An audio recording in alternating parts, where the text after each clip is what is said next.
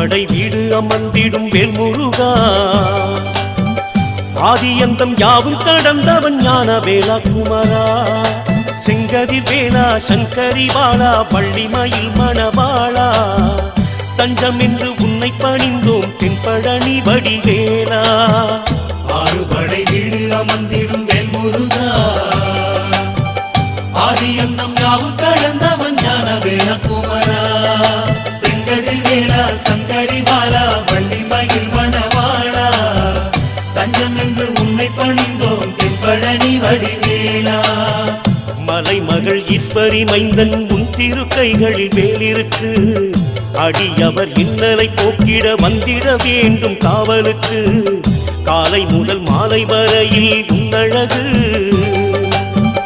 கண்டு மனம் சொக்கிட வேண்டும் அருள் வழங்கு